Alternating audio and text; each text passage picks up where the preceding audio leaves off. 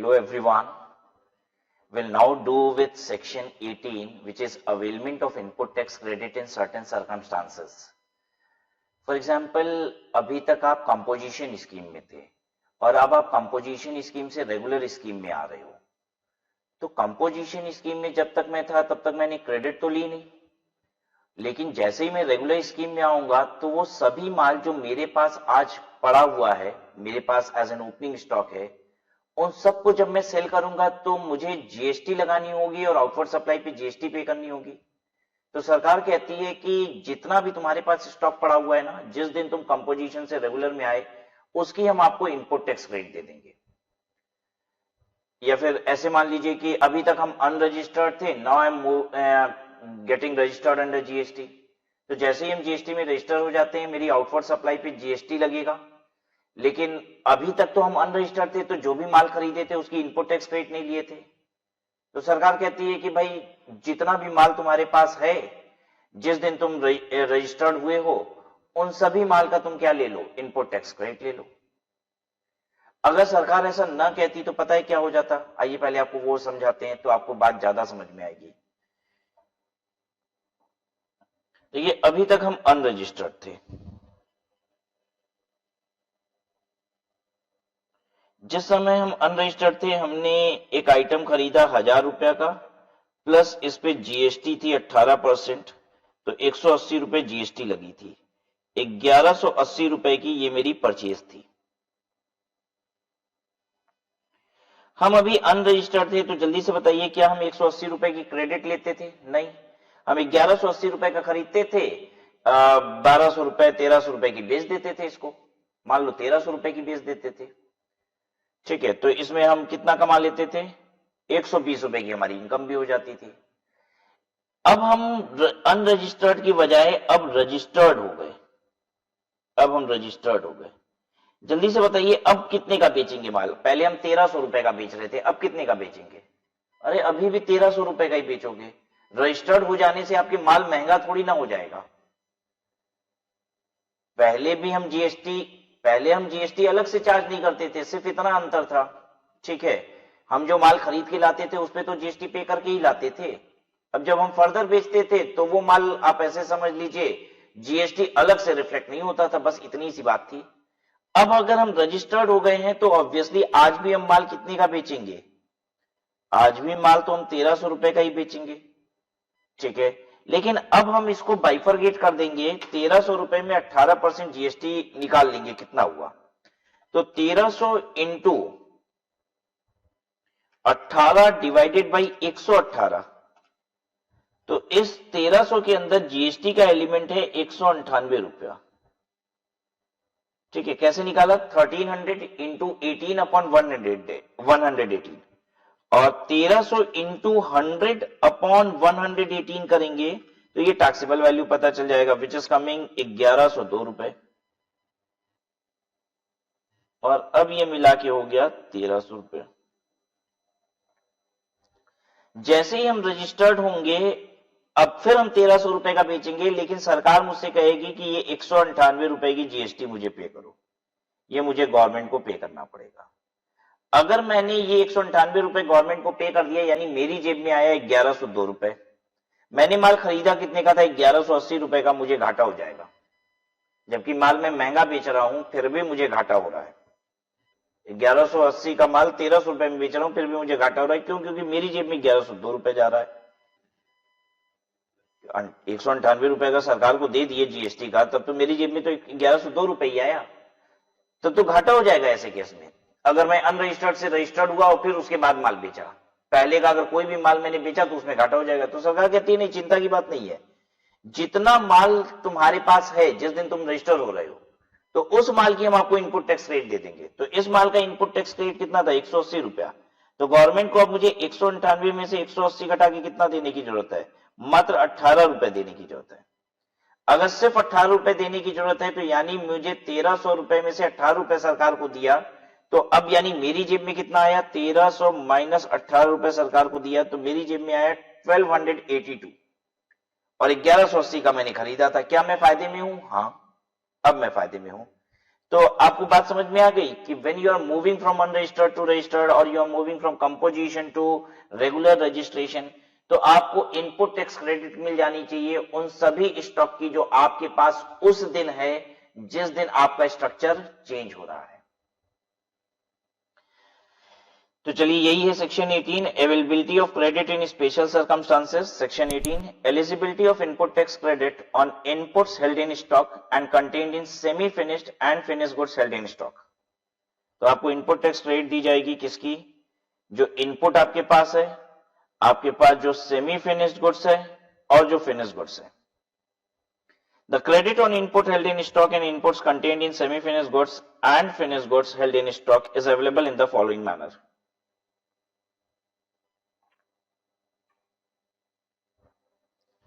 Eligibility and availment, eligibility and time limit of ITC availment. Eligibility and time limit of ITC availment. Registered person only section 16(1) eligible to take ITC. तो देखिए ये बात मुझे मालूम है कि one who is registered is only liable to is admissible for input tax credit.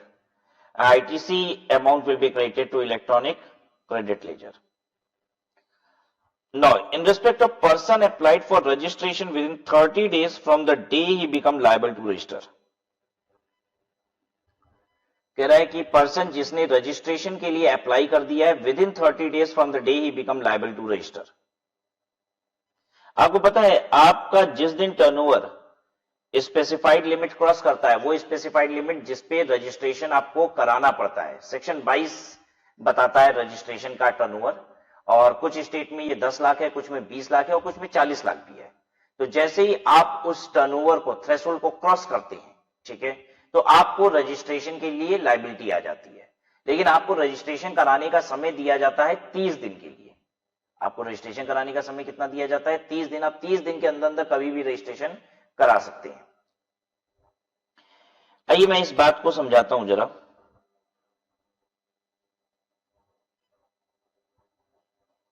मान लीजिए आप उस स्टेट में है जहां पे टर्नओवर की लिमिट है 20 लाख रुपए रजिस्ट्रेशन के लिए। वहां पे टर्नओवर की लिमिट क्या है? 20 लाख रुपए। ये मान लीजिए आप, हालांकि मैंने बताया टर्नओवर की लिमिट कितनी है, कुछ स्टेट में 10 लाख है, कुछ में 20 है, कुछ में 40 भी है, ठीक है। मान लेते हैं हम यहां पे टर्नओवर जो है वो 20 लाख क्रॉस हो जा रहा है, टर्नओवर एक्सीड्स 20 लाख। ये फाइनेंशियल ईयर की बिगनिंग थी, ये ईयर बिगनिंग है, ये ईयर एंड है, और बीच में यहां पे 20 लाख रुपए का टर्नओवर क्रॉस कर गया। इस डेट को 20 लाख रुपए का टर्नओवर क्रॉस कर दिया, ठीक है। मुझे समय कितना दिया जाता है रजिस्ट्रेशन कराने के लिए? रजिस्ट्रेशन कराने के लिए मुझे 30 दिन का समय दिया जाता है। लेकिन मान लीजिए मैंने तो बहुत जल्दी रजिस्ट्रेशन करा लिया, यहां पे मैंने अप्लाई फॉर रजिस्ट्रेशन कर दिया। अप्लाई फॉर रजिस्ट्रेशन कितने दिन बाद कर दिया? मान लीजिए सिर्फ 5 दिनों में ही कर दिया। मैंने 5 दिनों में रजिस्ट्रेशन अप्लाई कर दिया। और जब आप रजिस्ट्रेशन के लिए अप्लाई करते हो तो 3 दिनों के अंदर अंदर रजिस्ट्रेशन आ जाता है। इनफैक्ट सरकार ने तो ये मैंडेट कर रखा है कि जीएसटी डिपार्टमेंट 3 दिनों के अंदर अंदर रजिस्ट्रेशन दे ही देगी, ठीक है। तो इसके 3 दिनों बाद रजिस्ट्रेशन आ जाता है मुझे। तो यहां पे मैं लिख लेता हूं रजिस्ट्रेशन डन।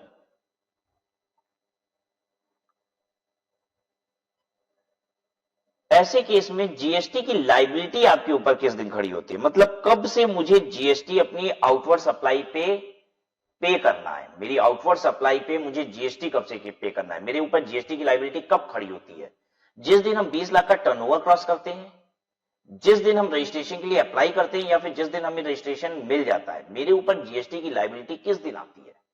तो इसका आंसर यह है, जीएसटी की लायबिलिटी उसी दिन आ जाती है जिस दिन 20 लाख का टर्नओवर आप क्रॉस करते हैं।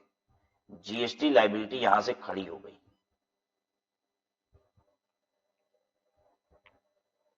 यहीं से जीएसटी की लायबिलिटी खड़ी हो गई।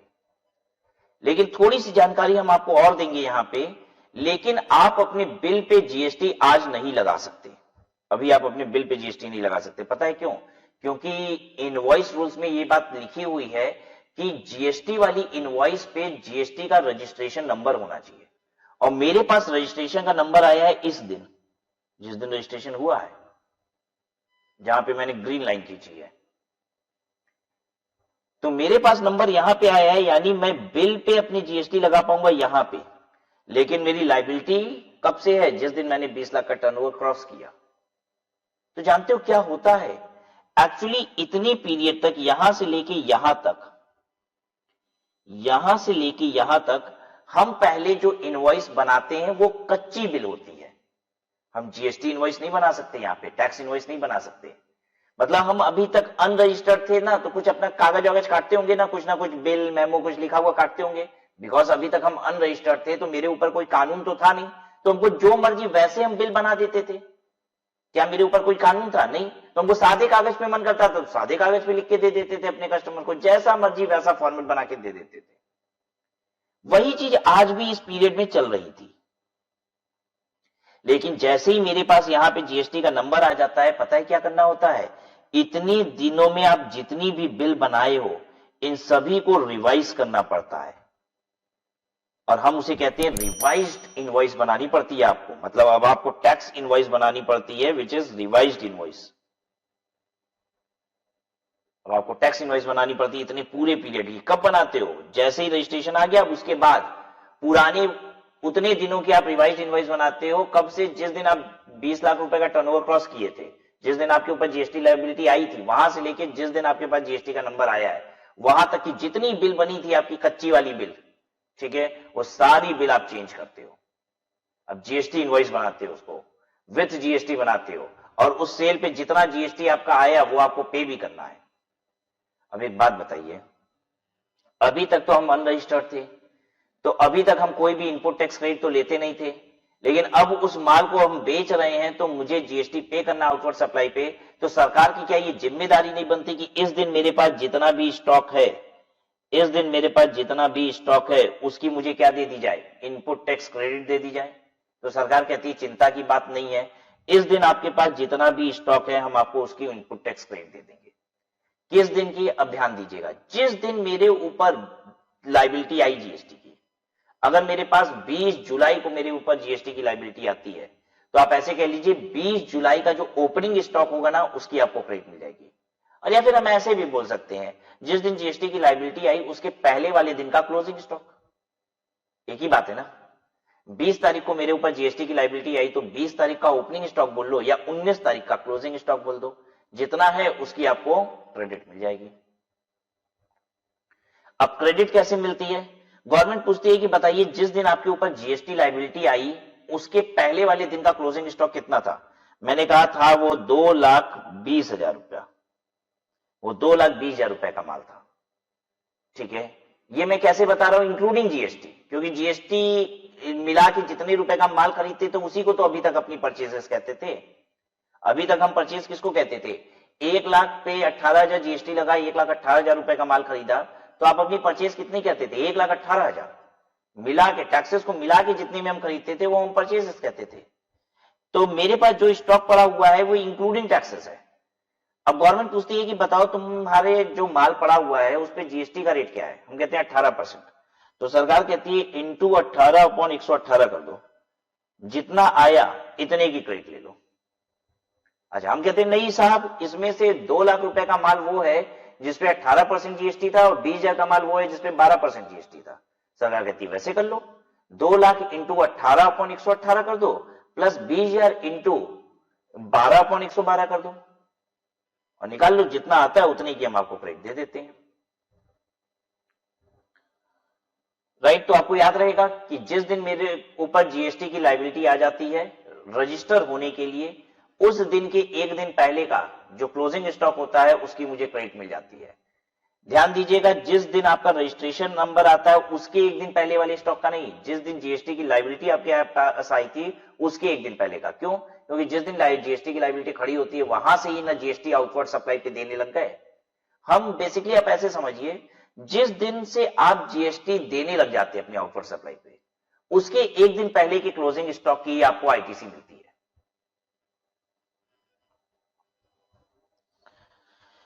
तो कहता है कि पर्सन जो कि रजिस्ट्रेशन 30 दिनों के अंदर अंदर अप्लाई कर देगा, when he becomes liable to register, तो ऐसे में on the day immediately preceding the date from which he becomes liable to pay tax, जिस दिन वो liable to pay tax हुआ था, ठीक है, उस दिन की क्रेडिट उसको मिल जाएगी। ठीक है, क्या क्या क्रेडिट मिलेगी अब ध्यान से सुनिए। आपको आईटीसी मिलेगी in respect of input, semi finish goods, finish goods. Input का मतलब यहां पे वो रॉ मटेरियल कहना चाहता है, input raw material, semi finish goods WIP, finish goods है। ठीक है, तो raw material WIP finish goods ये सारा ही क्या हो गया, ये इनपुट हो गया। ये तीनों मिला के क्या हो गया, इनपुट। आईटीसी तीन चीजों की होती है, एक इनपुट, एक इनपुट सर्विस और एक कैपिटल गुड्स।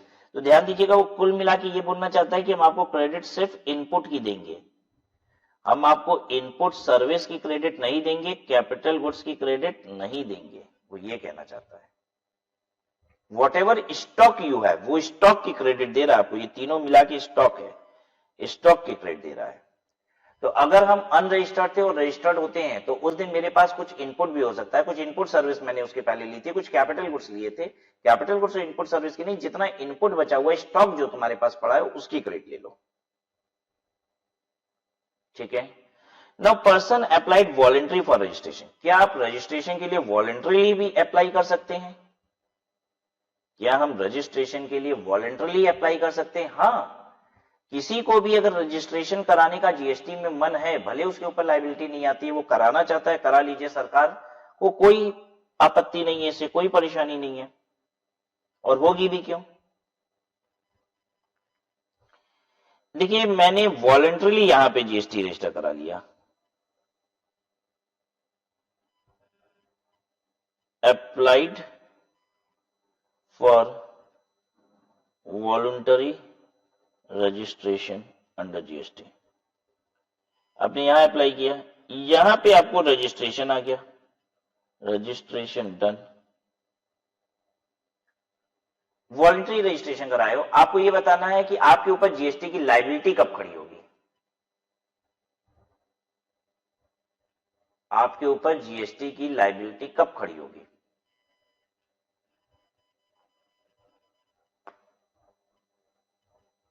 बताइए, आपके ऊपर जीएसटी की लायबिलिटी खड़ी होगी उस दिन जिस दिन रजिस्ट्रेशन आया है, यहां पे जीएसटी की लायबिलिटी खड़ी होगी। ध्यान दीजिएगा, जब आप टर्नओवर क्रॉस करते हो 20 लाख का, 10 लाख, 20 लाख, 40 लाख, व्हाटएवर, जब आप स्पेसिफाइड टर्नओवर क्रॉस करते हो तो आपके ऊपर मैंडेटरी रजिस्ट्रेशन आ जाता है। तो जिस दिन हम टर्नओवर क्रॉस करते हैं, लायबिलिटी उसी दिन खड़ी हो जाती है। लेकिन जब वॉलंटरी अगर अपने मन से हम कराने हैं ना रजिस्ट्रेशन, तो लायबिलिटी उस दिन खड़ी होगी जिस दिन रजिस्ट्रेशन आएगा। यहां पे ध्यान दीजिए, रजिस्ट्रेशन जिस दिन आ रहा था वहां लायबिलिटी नहीं खड़ी हो रही थी, वो तो टर्नओवर क्रॉस करते ही लायबिलिटी खड़ी हो गई। लेकिन यहां तो हम अपने मन से करा रहे हैं रजिस्ट्रेशन, तो जिस दिन रजिस्ट्रेशन आपका हुआ है, जिस दिन रजिस्ट्रेशन लेटर आ गया आपके पास, उस दिन जीएसटी की लायबिलिटी आपकी खड़ी होगी। ठीक है, अब ऐसे केस में क्या होगा, तो अब किस दिन के स्टॉक का आपको क्रेडिट मिलेगा, जिस दिन आपका रजिस्ट्रेशन आया है उससे एक दिन पहले के क्लोजिंग स्टॉक का, यही होगा, on the day immediately preceding the date of registration. अब क्रेडिट क्या चीज की मिलेगी, अगेन देखिए वो तीन चीजें बोलता है, इनपुट, सेमी फिनिश गुड्स और फिनिश गुड्स, यानी वो स्टॉक की बात कर रहा है, यानी वो इनपुट की बात कर रहा है। वो इनपुट सर्विस की क्रेडिट आपको नहीं देगा, कैपिटल गुड्स की क्रेडिट नहीं देगा। ठीक है, अब देखिए नेक्स्ट क्या है, registered person कीजेस to pay tax under composition scheme. Composition की एक लिमिट है, आपको पता ही है कि अगर आपका टर्नओवर कुछ स्टेट के लिए 75 लाख है, कुछ स्टेट के लिए 1.5 करोड़ है, जैसे ही अगर हम ये स्पेसिफाइड टर्नओवर लिमिट क्रॉस करेंगे तो हमको कंपोजिशन से बाहर आना पड़ेगा। एक बात और भी आपने सीखी है कि कंपोजिशन में इंटर स्टेट सप्लाई नहीं होती है, तो यानी अगर मुझे इंटर स्टेट सप्लाई करनी होगी तो मैं कंपोजिशन से बाहर आ जाऊंगा। किसी भी वजह से कंपोजिशन की कोई भी कंडीशन आप सेटिस्फाई नहीं कर पा रहे हो अब, तो आपको कंपोजिशन की बजाय रेगुलर रजिस्ट्रेशन लेना पड़ेगा।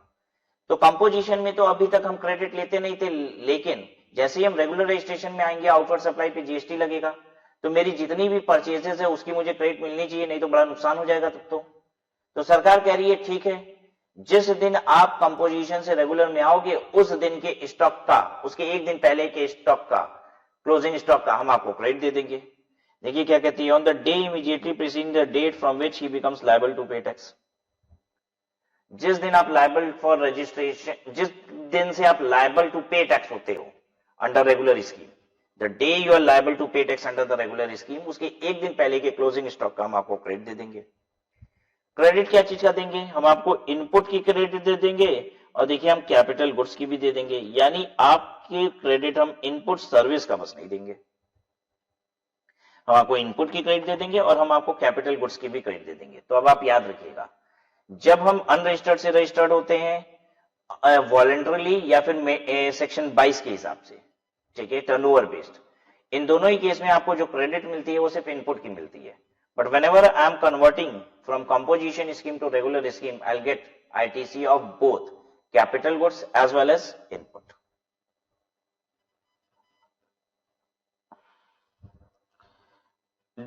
Declaration in form GST ITC 1 must be filled within 30 days from the date of becoming eligible to input tax credit. अच्छा, ये इनपुट टैक्स क्रेडिट कैसे क्लेम की जाती है? ये सब क्रेडिट आपके इलेक्ट्रॉनिक क्रेडिट लेजर में दिखाई देगा, लेकिन इसके लिए आपको एक फॉर्म भरना पड़ेगा। फॉर्म का नाम है फॉर्म GST ITC 1। ये भरेंगे तो आपके क्रेडिट लेजर में ये पैसा दिखाई देगा।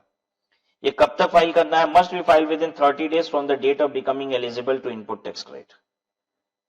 Must be file within 30 days from the date of becoming eligible to input tax credit. जिस दिन आप इनपुट टैक्स क्रेडिट के लिए एलिजिबल होते हैं वहां से 30 दिनों के अंदर। Rule 5 requires a declaration to be filed containing details of stock and capital goods along with a certificate from chartered accountant or cost accountant where the credit so claimed exceed 2 lakh. अगर 2 लाख रुपए से ऊपर की क्रेडिट क्लाइंट क्लेम कर रहा है तो ऐसे केस में उसे चार्टर्ड अकाउंटेंट या कॉस्ट अकाउंटेंट से एक सर्टिफिकेट भी लेना पड़ता है, ठीक है। तो बेसिकली उसकी सिग्नेचर लेनी पड़ती है एक सर्टिफिकेट पे। तो ये रिक्वायर्ड है अगर आप 2 लाख रुपए से ज्यादा की आईटीसी क्लेम कर रहे हैं। Supplier will not be entitled to credit of goods and or services or both after the expiry of 1 year from the date of tax invoice.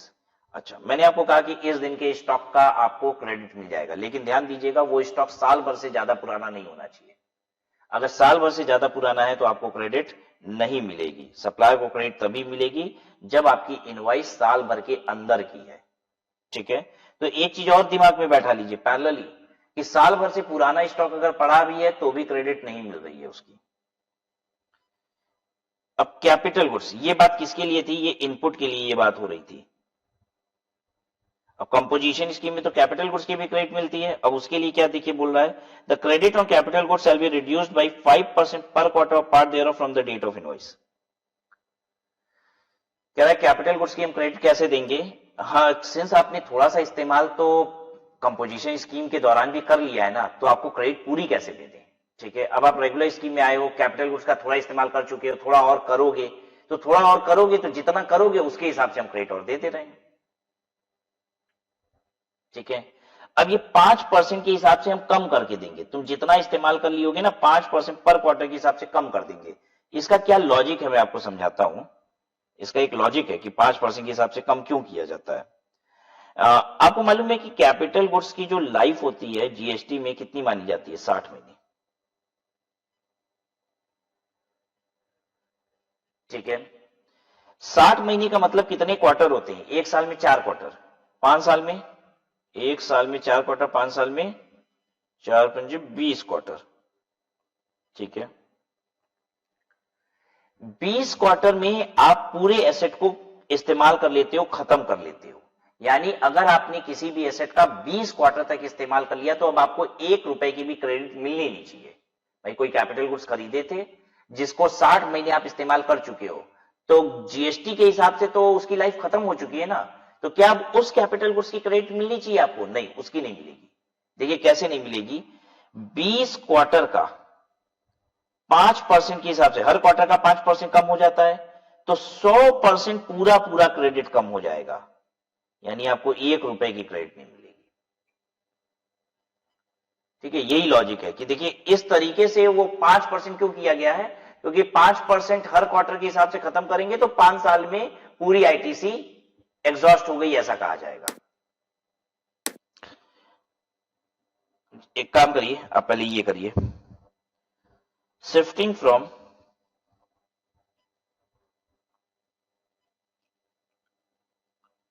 Composition to normal.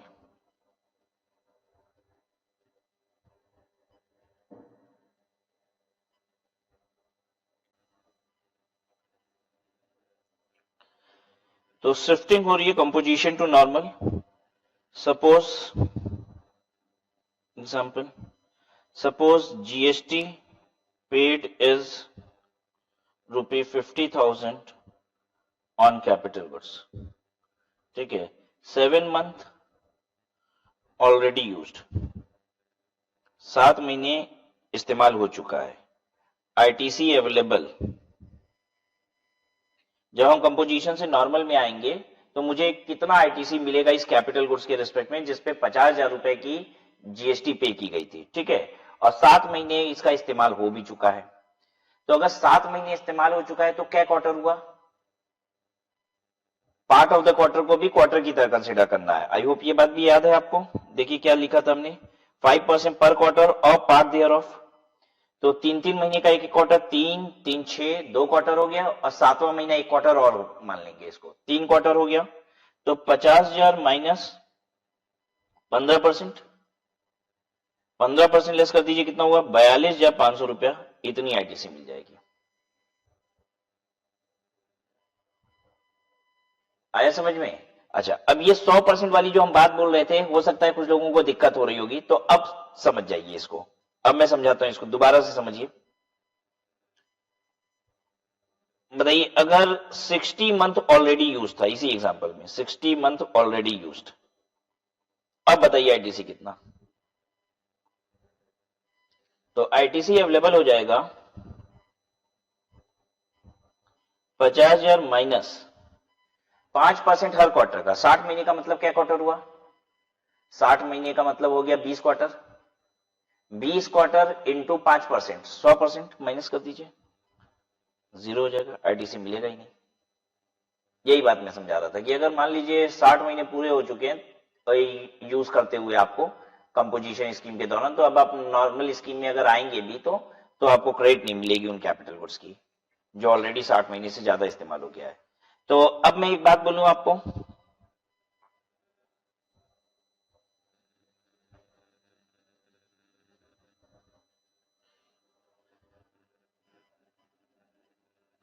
ITC of input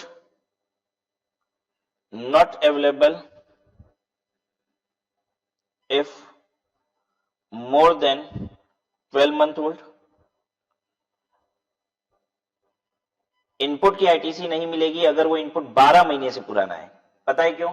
क्योंकि अगर 12 महीने से पुरानी invoice होती है तो आपको ITC नहीं मिलती. याद आ गया? अब कैपिटल गुड्स के लिए क्या है? ITC of capital good not available if more than or equal to 58 month old. देखिए 58 महीने अगर हो गए हैं, 58 महीने 57 महीने तक 19 क्वार्टर होता है. ठीक है, अगर 58 महीना या उससे ज्यादा हो गया तो 20 क्वार्टर हो गया, और 20 क्वार्टर पे 100% एसएल हो जाएगा. तो 60 महीना पे ही 20 क्वार्टर नहीं होता, 58 महीने पे भी 20 क्वार्टर मान लेंगे ना, 58 मंथ पे भी. तो इसलिए लिख रहे हैं कि अगर कैपिटल गुड 58 महीना या उससे ज्यादा ओल्ड हो गया तो आपको क्रेडिट नहीं मिलती है. Such credits are subject to verification of detail furnished by the supplier and GST of 1 or 4 on the common portal. ये सेल की रिटर्न होती है. ठीक है, 1 और 4 सेल की रिटर्न होती है कंपोजिशन डीलर की.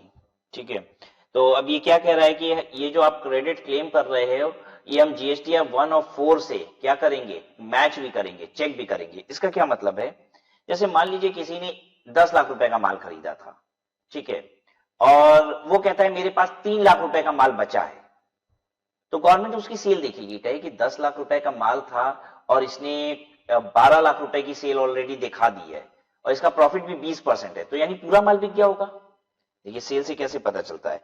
एक इंसान की परचेज थी जब वो अनरजिस्टर्ड था, तो उस समय टोटल परचेज उसकी 10 लाख की हुई थी. ठीक है, और उसने सेल जो दिखा रखी है वो 2 लाख रुपए 12 लाख रुपए की दिखा रखी है. ठीक है, तो इससे हमें पता तो चल जाता है ना कि मेरे पास स्टॉक बचा होगा कि नहीं, प्रॉफिट मार्जिन को कंसीडर करते हुए. तो कह रहा है ये सब फैक्टर्स हम कंसीडर करेंगे ये जानने के लिए कि स्टॉक कितना है. ठीक है, बहुत इंपॉर्टेंट बात नहीं थी वो। To summarize, the credit of input tax can be taken as and when the person applies for registration, but the entitlement of credit of input would be from the day liability to tax arises. कहता है credit of input tax can be taken as and when the person applies for registration. जैसे ही आप registration के लिए apply करते हैं तुरंत आप क्रेडिट लेना शुरू कर सकते हैं, ठीक है। But the entitlement of credit of input would be from the day liability to tax arises. लेकिन इनपुट की क्रेडिट आपको कब से मिलेगी? जिस दिन लाइबिलिटी टू टैक्स अराइज हुई है, ठीक।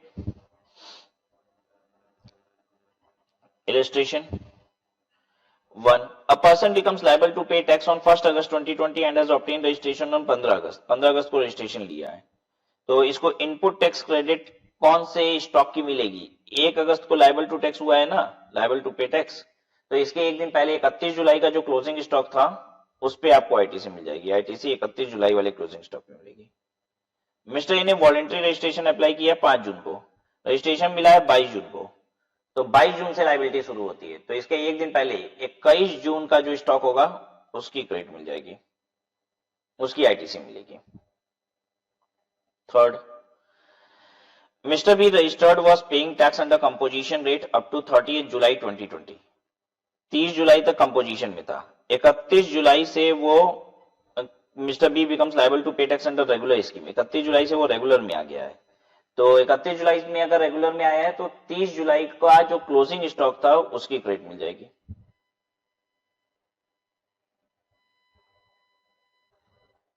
ठीक है, कोई दिक्कत तो नहीं?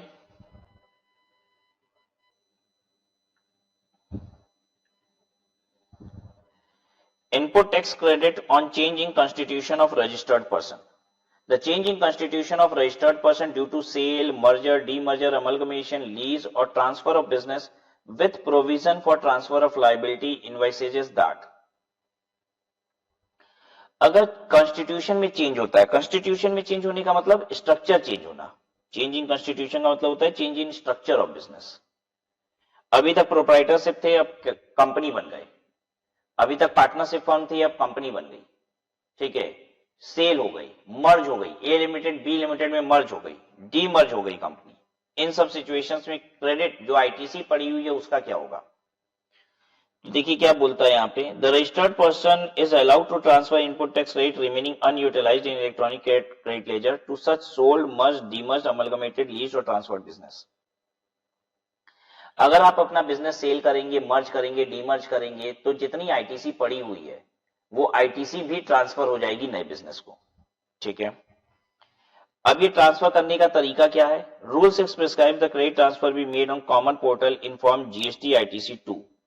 इस फॉर्म के थ्रू ट्रांसफर होगा, इस फॉर्म के थ्रू क्या होगा? ट्रांसफर किया जाएगा। And in case of demerger credit can be credit to be transferred must be apportioned to the value of asset transferred in the arrangement to each such unit। अब इसको बताते हैं। देखिए, अगर मैंने अपना बिजनेस सेल कर दिया, मर्ज कर दिया किसी में, तब तो पूरी आईटीसी जितनी भी पड़ी हुई है क्रेडिट लेजर में वो पूरी उठ के दूसरे के क्रेडिट लेजर में चली जाएगी, जो नई एंटिटी फॉर्म हो रही है उसके क्रेडिट लेजर में चली जाएगी। इसके लिए एक फॉर्म भरना पड़ता है जीएसटी आईटीसी 2, इससे हम शिफ्ट कर सकते हैं, एक क्रेडिट लेजर से बैलेंस उठा के दूसरे क्रेडिट लेजर में ला सकते हैं। लेकिन अगर एक कंपनी डीमर्ज होती है तो वो 2 कंपनी बन जाती है टूट के, मतलब ए लिमिटेड एक कंपनी थी, ये डीमर्ज हो गई, डीमर्जर हो गया इसका, तो ये बी लिमिटेड हो गई और सी लिमिटेड हो गई। अब देखिए क्या करना है, जो इसके इलेक्ट्रॉनिक लेजर में पैसा था, इलेक्ट्रॉनिक क्रेडिट लेजर में पैसा था, वो पैसा इसमें और इसमें दोनों में ट्रांसफर करना पड़ेगा। कैसे ट्रांसफर होगा? ट्रांसफर करने के लिए देखा जाएगा in the ratio of net asset of demerged company. Net asset किसे कहते हैं? नेट एसेट का मतलब होता है net asset is equal to asset minus liability. जब ये कंपनी ए लिमिटेड डीमर्ज होगी, बी लिमिटेड और सी लिमिटेड बनेगी, तो कुछ एसेट्स बी और सी के पास जाएंगे और कुछ लायबिलिटीज भी बी और सी के पास जाएगी। तो एसेट माइनस लायबिलिटी कर दीजिए बी लिमिटेड का और एसेट माइनस लायबिलिटी कर दीजिए सी लिमिटेड का। जो इनकी नेट एसेट है, जो भी इनकी नेट एसेट क्रिएट हो रही है, उसी के रेशियो में इलेक्ट्रॉनिक क्रेडिट लेजर में जो पैसा है वो डिस्ट्रीब्यूट हो जाएगा। इलेक्ट्रॉनिक क्रेडिट लेजर में जो पैसा पड़ा हुआ है वो इसी रेशियो में डिस्ट्रीब्यूट हो जाएगा। कोई दिक्कत यहां तक क्लियर है ना बात? अब मैं एग्जांपल से समझाऊं। मान लीजिए इसके इलेक्ट्रॉनिक क्रेडिट लेजर में पैसा पड़ा हुआ था 5 लाख रुपया और इस कंपनी का नेट एसेट है 30 लाख रुपया और इस कंपनी का नेट एसेट है 20 लाख रुपया। तो आप बता सकते हैं ये 5 लाख रुपया कैसे डिस्ट्रीब्यूट होगा? ये 5 लाख का डिस्ट्रीब्यूशन क्या होगा? ये 5 लाख रुपया यहां पे आएगा, 3 लाख रुपया इसके क्रेडिट लेजर में आएगा और 2 लाख रुपया इसके क्रेडिट लेजर में आएगा। ये 30 लाख और 20 लाख मैंने क्या बताया था? नेट एसेट है। ये नेट एसेट है, asset minus liability B limited का, और ये नेट एसेट है सी लिमिटेड का, एसेट माइनस लायबिलिटी।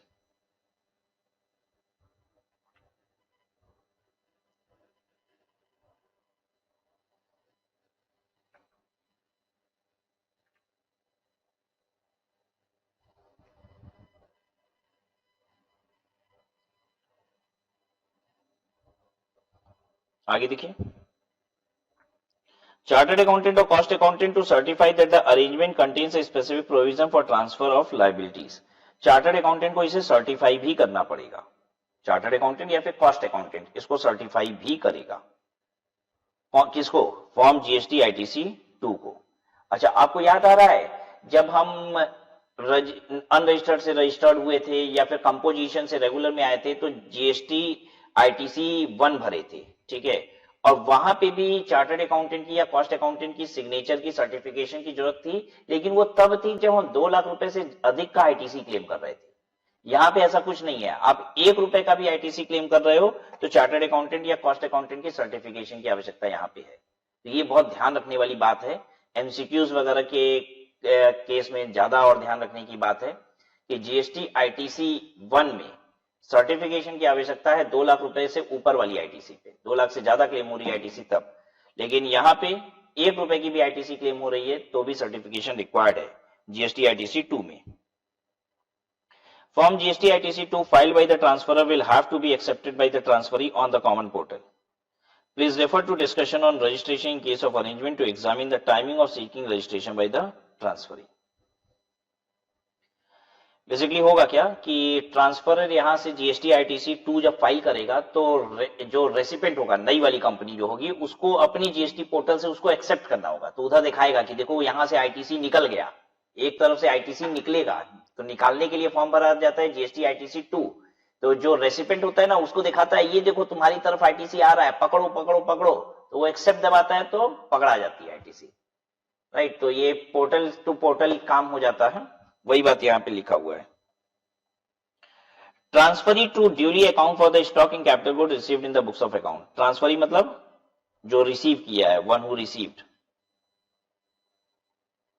मतलब द न्यू एंटिटी ऐसे कहते हैं। तो जो भी नई एंटिटी जितनी आईटीसी ले रही है वो सारे इनपुट और कैपिटल गुड्स जिसकी आईटीसी ले रही है ना वो भी दिखाई देगा बुक्स ऑफ अकाउंट्स में, ठीक है। स्वाभाविक सी बात है, जब हम आईटीसी अपने बुक्स ऑफ अकाउंट्स में दिखा रहे हैं तो जिस एसेट के रिस्पेक्ट में वो आईटीसी है वो भी तो हम दिखाएंगे, ठीक है।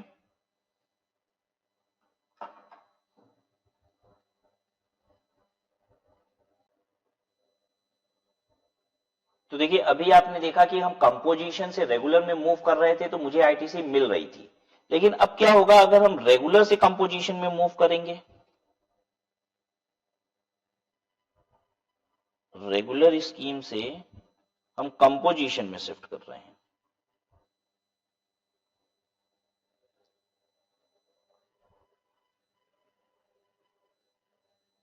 I'm shifting from regular scheme to composition scheme. Now what will happen? इसमें क्या होगा?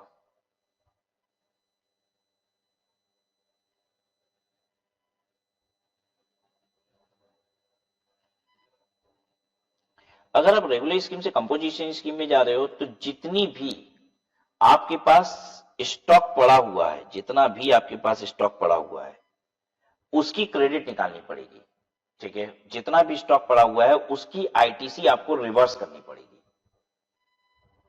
एग्जाम्पल समझाता हूं। मान लीजिए मेरे इलेक्ट्रॉनिक क्रेडिट लेजर में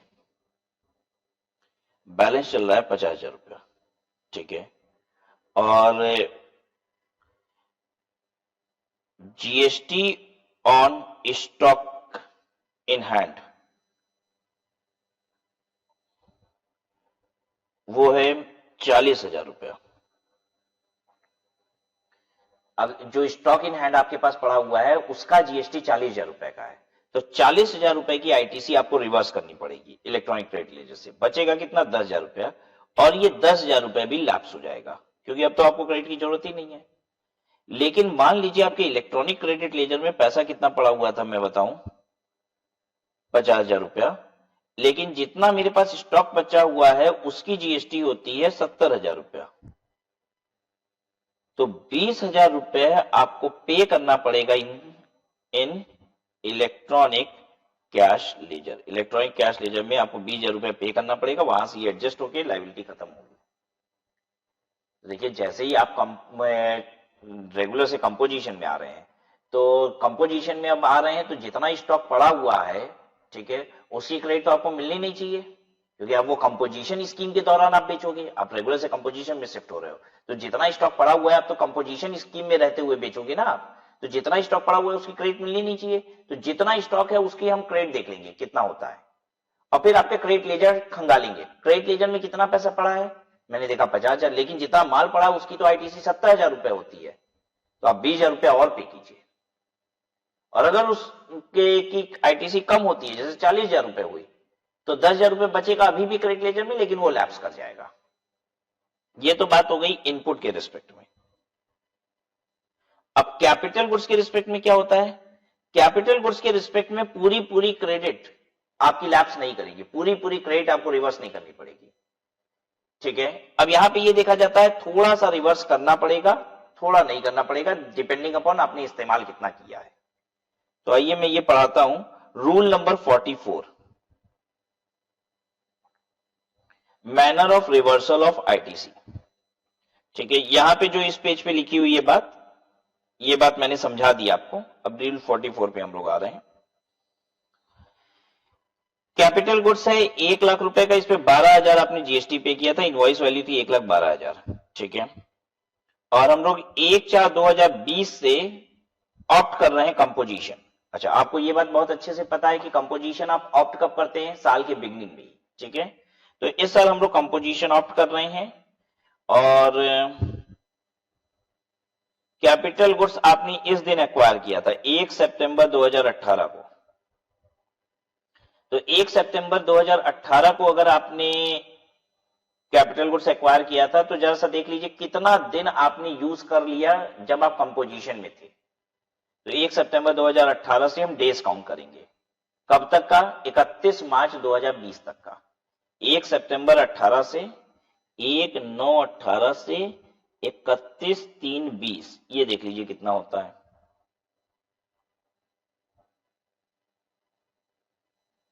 ये मैंने निकाला है 577 दिन होते हैं। अब 577 दिन को 30 से डिवाइड कर दीजिए तो मंथ निकल जाएगा, ये हो गए 19 मंथ।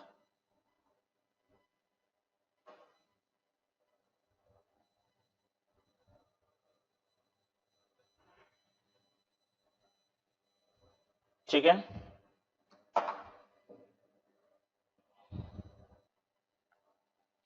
आपको दिखाएं 19 महीना कैसे हुआ? 19 महीना ही डायरेक्ट निकलवा देते हैं हम आपको। 2018 में सितंबर से काउंट करना है, सितंबर, अक्टूबर, नवंबर, दिसंबर, 4 महीना, ठीक है। 2019 का पूरा 12 महीना, और 2020 में जनवरी, फरवरी, मार्च 3 महीना। तो 12 4 16 17 18 19 महीना। अब लाइफ बची कितनी है? क्योंकि लाइफ मानी कितनी जाती है? 60 महीने, आपको मालूम है ना ये बात, 60 महीने एज्यूम की जाती है। तो 60 माइनस 19, 41 महीने लाइफ बची हुई है। जो लाइफ बची हुई है उसकी क्रेडिट कितनी है? जो लाइफ बची हुई है उसकी क्रेडिट कितनी है? क्योंकि वही लैप्स करेगा आपका। जो लाइफ बची हुई है वो क्रेडिट हम लैप्स करा देते हैं आपको। क्योंकि अब तो आप कंपोजिशन स्कीम में आ गए ना, तो 41 महीने आप कंपोजिशन में यूज करोगे, ये मतलब है 19 महीने आप यूज किए थे लेकिन क्रेडिट तो पूरी लिए हो, तो 41 महीने जितनी हम आपकी क्रेडिट रिवर्स करा दे रहे हैं, क्योंकि अब 41 महीने आप कब यूज करोगे, when you are into composition, जब आपकी आउटवर्ड सप्लाई में टैक्स नहीं है, तो भैया कैपिटल गुड्स की क्रेडिट क्यों मिलनी चाहिए, तो 41 महीने जितना हम रिवर्स करा देते हैं। तो हम कैसे रिवर्स कराएंगे, 41 डिवाइडेड बाई 60 इंटू 12,000,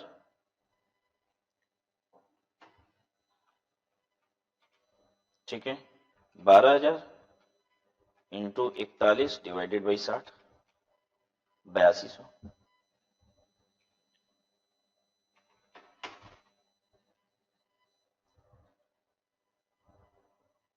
ठीक है, अब मान लीजिए मेरे क्रेडिट लेजर में, ये है credit ledger, electronic credit laser, ये एज्यूम किया है मैंने कि इलेक्ट्रॉनिक क्रेडिट लेजर में मान लीजिए 10,000 का बैलेंस चल रहा है, तो 8200 हमें रिवर्स करना है, रिवर्स कर दिए, अब बचा 1800, ये भी लैप्स कर जाएगा, ये भी लैप्स हो जाएगा। अब मान लो 5000 ही होता तो क्या होता, 5000 अगर होता तो 8200 हमें रिवर्स करना है, तो 5000 से 8200 तो रिवर्स हो नहीं पाएगा, तो 3200 हम और पे कर देते। ये एक एग्जांपल मैंने लिया है, इसमें हम पे करने का बात कर रहे हैं। देखिए सेम एग्जांपल है ये अगला वाला भी, इसमें बस हमने लास्ट में क्या बोला है, हमने बोला है कि एज्यूम करो कि आईटीसी 1500 ही थी, इलेक्ट्रॉनिक क्रेडिट लेजर का बैलेंस 1500 था,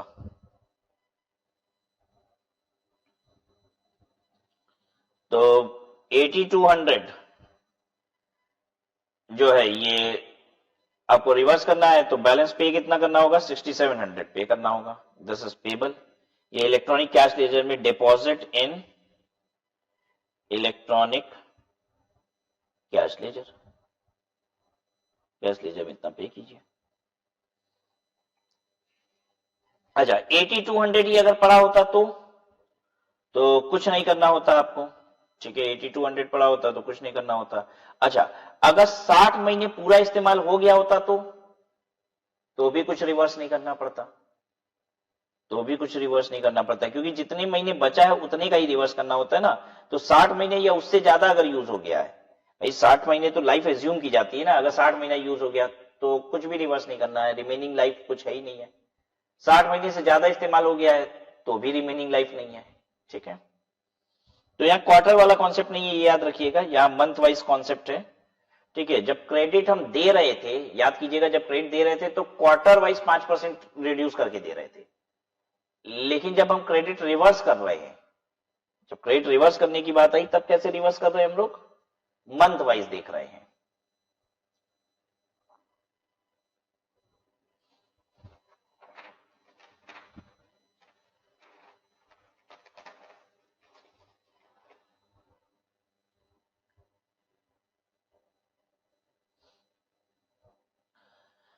supply of capital goods on which input tax credit is taken, इसको मैं लिखवाना चाहूंगा बहुत आसान सी भाषा में।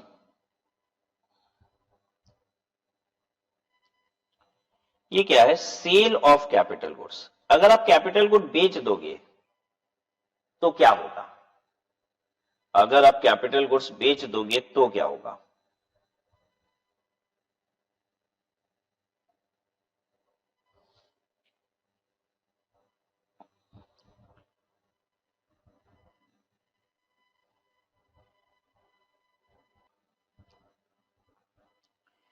अगर आप कैपिटल गुड्स बेचते हैं तो you have to pay GST,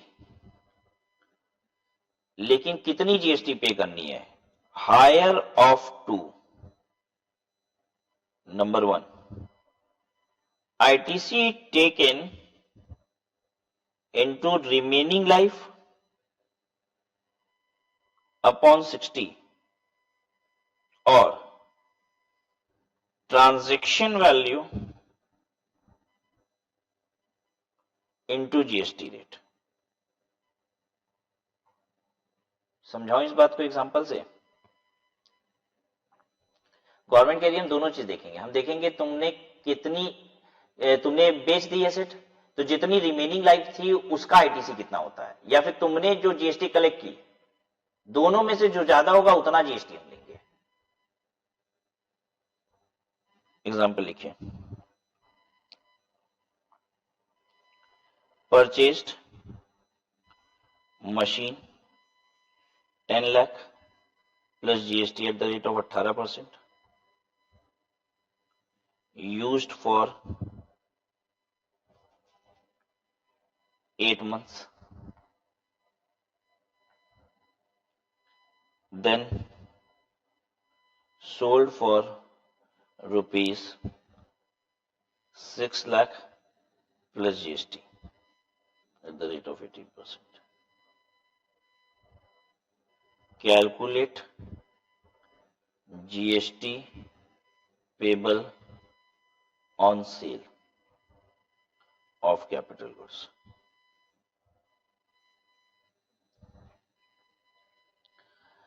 अब देखिए कितना जीएसटी इसको पे करना पड़ेगा। इसने जीएसटी कलेक्ट किया 18%, 6 लाख रुपए का, लेकिन क्या इसको 6 लाख का 18% ही जीएसटी देना होगा? जरूरी नहीं है, इसको देना होता है हायर ऑफ 2। और वो हायर ऑफ 2 क्या होता है? नंबर 1, आईटीसी कितना इसने लिया था, आईटीसी टेकन 10 लाख का 18% हो गया 1,80,000 इंटू रिमेनिंग लाइफ।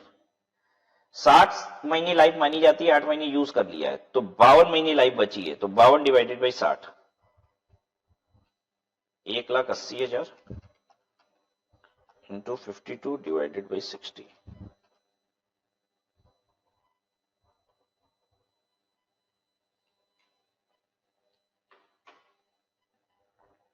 और नंबर टू है transaction value into GST rate. Transaction value into GST rate. Transaction value कितना? 6 lakh into GST rate 18%।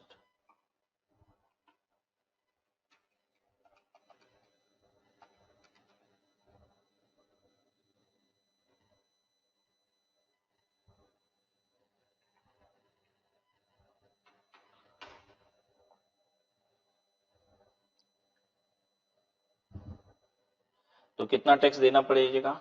GST payable 1,56,000। देखिए उसने जीएसटी, आप बेच के जीएसटी कम कलेक्ट की हो, 1,08,000 क्लेम की हो, लेकिन गवर्नमेंट कह रही है मुझे तो 1,56,000 की जीएसटी चाहिए। क्यों? क्योंकि इतनी आईटीसी तुम एक्स्ट्रा क्लेम की हो। तो गवर्नमेंट आपसे कहती है कि तुमसे हमको क्या चाहिए? Higher of the two things. पहला, जितनी आईटीसी ज्यादा ली हो वो दे दो, या फिर जितना जीएसटी अब कलेक्ट की हो, दोनों में से जो ज्यादा है वो दो। तुमने 1,56,000 की आईटीसी ज्यादा क्लेम की है, भले तुम टैक्स आज 1,08,000 कलेक्ट कर रहे हो, लेकिन तुमने आईटीसी 1,56,000 की ज्यादा ली है, इसलिए सरकार को 1,56,000 चाहिए। अब ध्यान दीजिएगा, इस ट्रांजेक्शन में मैंने सचमुच जीएसटी 1,08,000 की ली है अपने कस्टमर से, लेकिन मुझे सरकार को देना पड़ेगा 1,56,000 रुपए। ठीक है, कोई दिक्कत तो नहीं हुई? तो this is for capital goods, ये कैपिटल गुड्स के लिए है। लेकिन अगर आप refractory bricks, moulds, dies, jigs and fixtures ये सब सप्लाई करते हो एज एन स्क्रैप, तो ट्रांजैक्शन वैल्यू पे ही जीएसटी लगेगा। This was for capital goods. जो कैपिटल गुड्स के केस में जितना आईटीसी ज्यादा ली हो या फिर जो जीएसटी कलेक्ट की हो, whichever is higher, right. लेकिन moulds, dies, jigs and fixtures, इनके केस में whatever GST you have collected that you need to pay, transaction value पे ही जीएसटी लगेगा। Now, taking input tax rate in respect of input and capital goods sent for job work. अगर आपने job work के लिए input या फिर capital goods भेजा है तो क्या आपको उसकी क्रेडिट मिलेगी? तो पहले हम थोड़ा सा जॉब वर्क समझाते हैं, जॉब वर्कर समझाते हैं, तब मैं ये सब बात करूंगा तो आपको ज्यादा अच्छा लगेगा।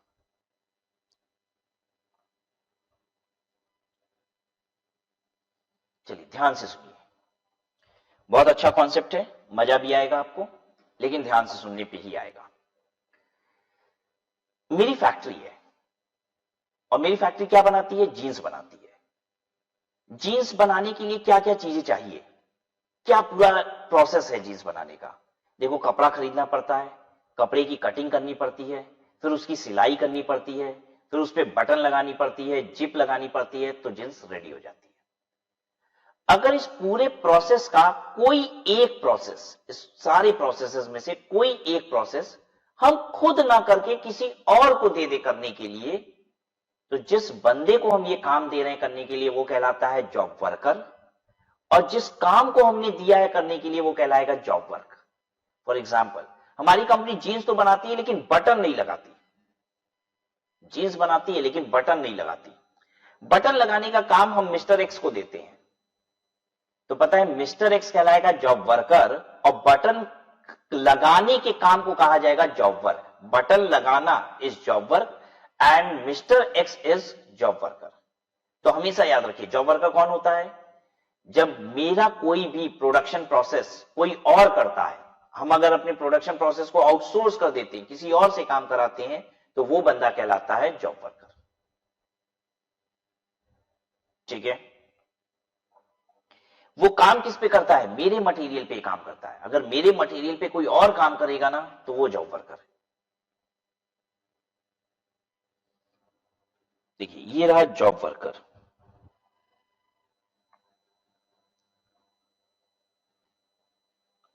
और ये रहा प्रिंसिपल। ठीक है, वो फैक्ट्री वाला। ठीक है, और ये है मेरा सप्लायर।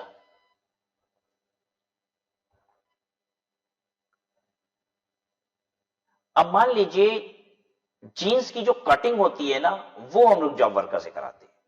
मतलब कपड़े पे कटिंग करा देते हैं, फिर मेरे यहां आता है, उसकी सिलाई मेरे यहां होती है, बटन जिप सब मेरे यहां बन के रेडी हो जाता है, लेकिन कटिंग हम लोग किसी और से कराते हैं। ठीक है, जीन्स बनाते हैं लेकिन कटिंग किसी और से कराते हैं, वो ये जॉब वर्कर है, इससे कराते हैं।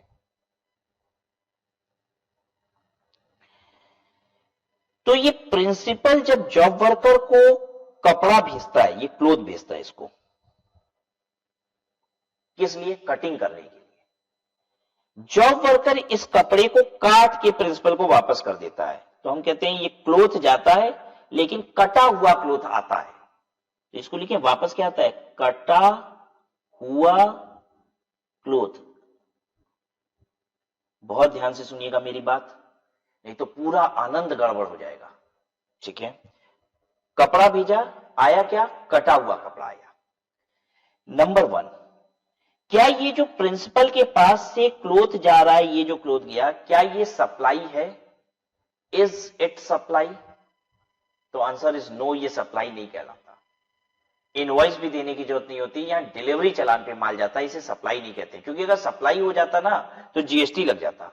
भैया ये कोई कपड़ा हम बेच थोड़ी ना रहे हैं, कपड़ा ये तो काम करने के लिए दे रहे हैं, वापस आ जाएगा मेरे पास, तो जीएसटी किस बात का सरकार को दे दे।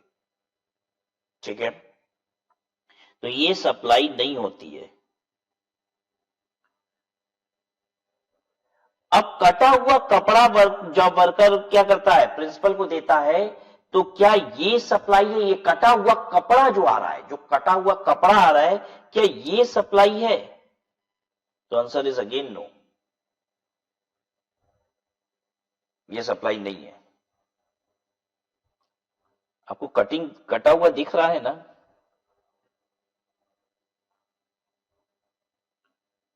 ये सप्लाई नहीं है। तो क्या चीज सप्लाई है? बेसिकली उसने कटिंग की है, वो कटिंग सर्विस सबकी सप्लाई है। वो कटिंग करना, वो कटा हुआ कपड़ा जो आ रहा है, जो कपड़ा आ रहा है ना, वो सप्लाई नहीं है, कटिंग की सर्विस दी गई है। तो जॉब वर्कर ने प्रिंसिपल को जो दिया है वो पता है क्या है? उसने दिया है कटिंग की सर्विस। एक सप्लाई हुई है, वो कटिंग की सर्विस की सप्लाई हुई है, कटा हुआ कपड़े की सप्लाई नहीं हुई है, कटिंग सर्विस की सप्लाई हुई है।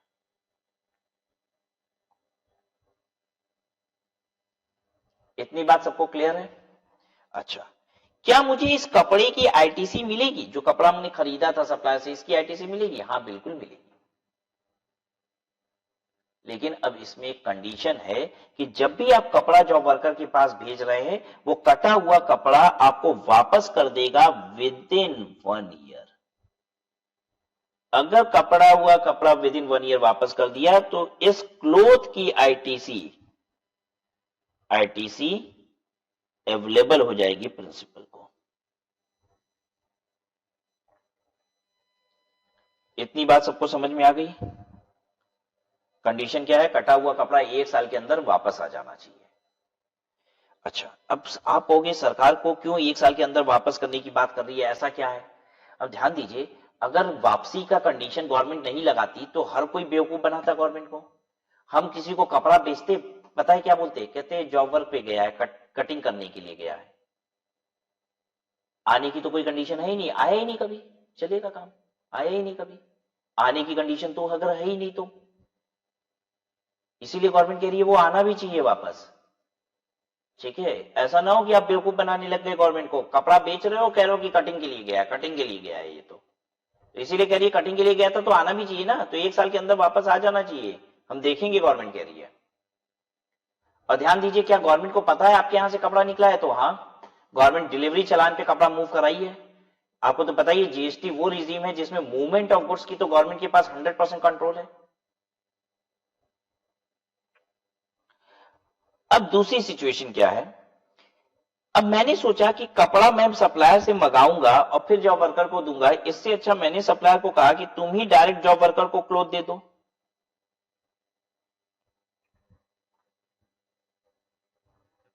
तुम ही जॉब वर्कर को डायरेक्ट क्लोथ दे दो। अब वो कटा हुआ वो कपड़ा कट करेगा और मुझे वापस दे देगा।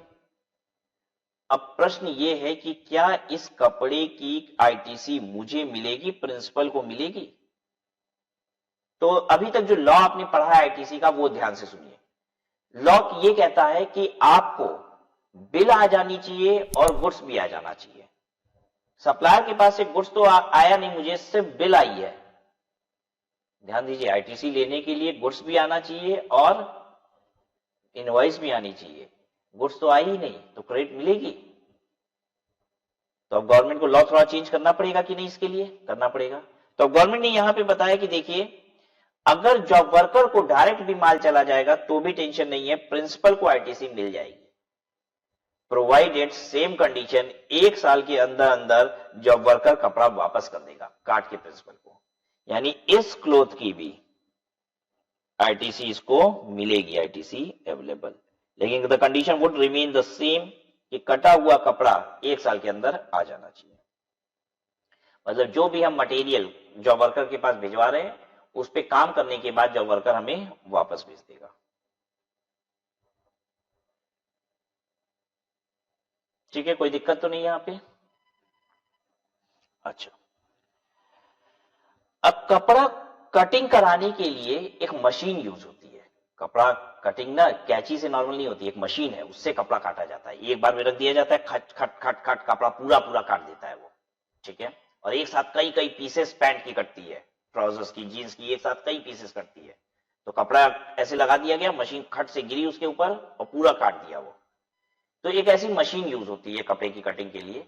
तो मैंने वो भी जॉब वर्कर को दिया है, मैंने वो भी जॉब वर्कर को दिया है। अब देखिए दूसरी सिचुएशन, ये रहा जॉब वर्कर, ये रहे हम प्रिंसिपल, और ये रहा सप्लायर जिसने एक मशीन दी है जॉब वर्कर को। मेरे कहने पे मैंने कहा कि मशीन सीधे जॉब वर्कर के यहाँ भिजवा दो। अब मैं मशीन मंगवाऊंगा फिर भेजूंगा जॉब वर्कर के पास, क्या फायदा? कटाई हमको किससे करानी है? जॉब वर्कर से। मशीन मैंने डायरेक्ट उसके यहाँ भिजवा दी। अब प्रश्न ये उठता है, क्या इस मशीन के क्रेडिट मिलेगी? तो अभी तक जो लॉ आईटीसी का पढ़े हो उसमें ये पढ़े हो कि आपके पास गुड्स भी आ जाना चाहिए और इनवॉइस भी आ जानी चाहिए। इनवॉइस तो आ गई है मेरे पास, लेकिन गुड्स कहाँ आया है? मशीन तो कहीं और चली गई है, क्रेडिट मुझे मिलेगी? अभी तक के लॉ के हिसाब से नहीं। लेकिन अब यहां पे बताया गया कि अगर आप जॉब वर्कर को डायरेक्ट इनपुट दिलवा देते हो तो क्रेडिट मिल जाती है, प्रोवाइडेड वो इनपुट आपके पास वापस आ जानी चाहिए साल भर के अंदर। यहां पे कंडीशन क्या है कि ये मशीन वापस आ जानी चाहिए, मशीन वापस आ जानी चाहिए विद इन 3 ईयर। 3 साल के अंदर अंदर मशीन वापस आ जानी चाहिए प्रिंसिपल के पास। तो हम इस मशीन की आईटीसी दे देंगे प्रिंसिपल को, आईटीसी वुड बी अवेलेबल।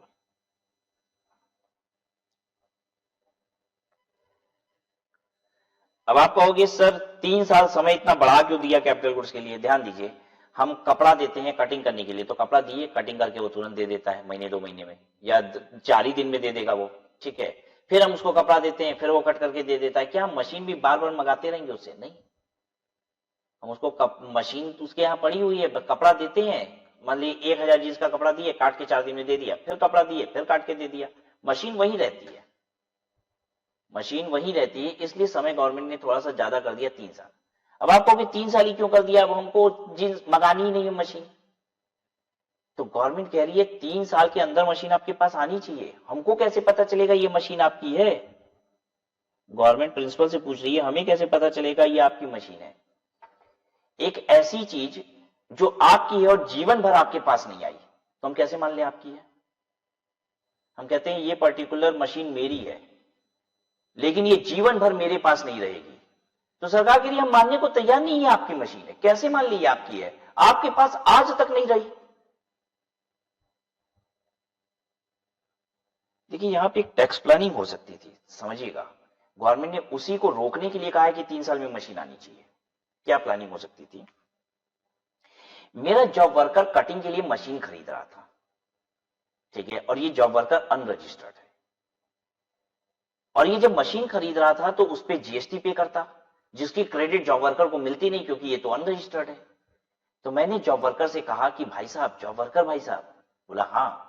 हमने कहा एक काम करो, तुम जो मशीन खरीद रहे हो उसका नगद में मुझे पैसा दे दो, मैं मशीन तुम्हारे यहां भिजवा देता हूं।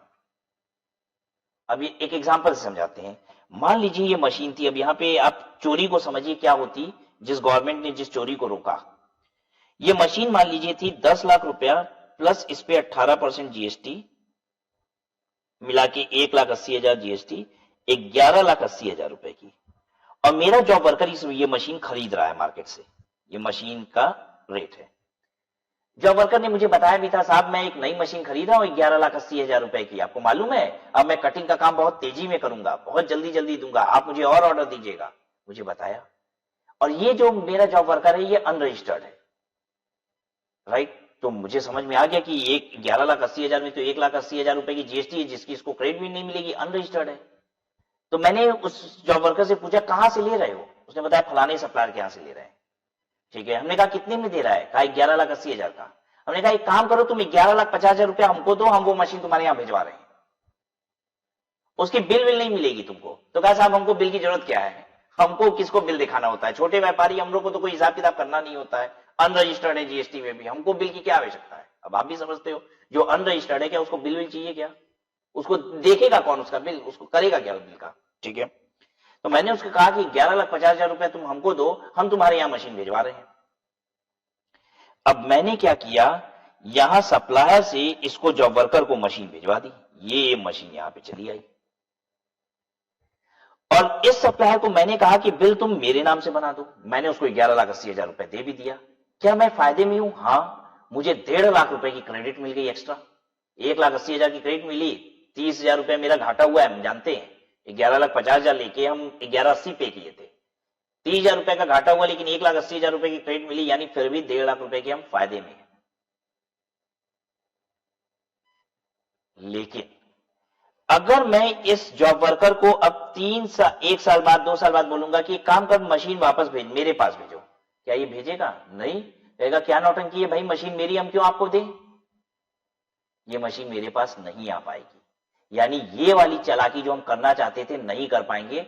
गवर्नमेंट कह रही है 3 साल पे तुमको मशीन मंगानी पड़ेगी, फिर 3 साल पे तुम मंगाओगे मशीन, हर 3-3 साल के अंदर अंदर मशीन मंगाते रहो आप। जब भी आप भेजोगे, मतलब एक बार मशीन गई 3 साल के अंदर वापस आनी चाहिए, फिर आप मशीन भेजिए। गवर्नमेंट ये नहीं कह रही है कि आप रखे रहिए, फिर भेजिए, फिर डिलीवरी चालान काटिए भेजिए, लेकिन फिर 3 साल के अंदर मंगाना। गवर्नमेंट कह रही है तुम्हारी मशीन है ना, तो हमको साबित करो तुम्हारी मशीन है, मंगाओ, मंगा के दिखाओ। क्योंकि अगर तुमने जीएसटी की चोरी की होगी, तुमने बिल अपने नाम से मंगवा के जॉब वर्कर को भिजवाया होगा, जिसकी पेमेंट जॉब वर्कर ने की है, तो ध्यान दीजिए जॉब वर्कर आपको माल नहीं देगा, वो मशीन वापस नहीं करेगा।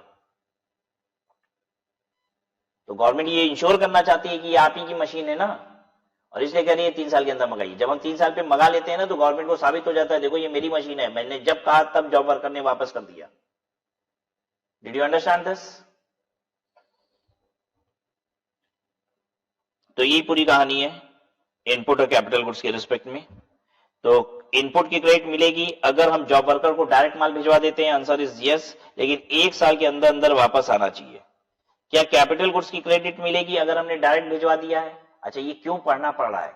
क्योंकि लॉ में ये लिखा हुआ था कि आपके पास माल भी आना चाहिए, इनवॉइस भी आनी चाहिए। तो यहाँ माल नहीं ना आ रहा है, माल तो सीधे जॉब वर्कर के पास जा रहा है ना, इसलिए अलग से पढ़ना पड़ रहा है कि भाई जॉब वर्कर के केस में अलाउड है। हाँ, कंडीशन है इनपुट 1 साल के अंदर आना चाहिए और कैपिटल गुड्स 3 साल के अंदर अंदर वापस आना चाहिए। क्लियर है? तो चलिए, आज की क्लास में बहुत कुछ किया हम लोग ने इस पूरे सिस्टम को सीखा कि किस तरीके से आईटीसी आप अवेल करते हैं, किस तरीके से आईटीसी रिवर्स की जाती है in different situation. Will stop here.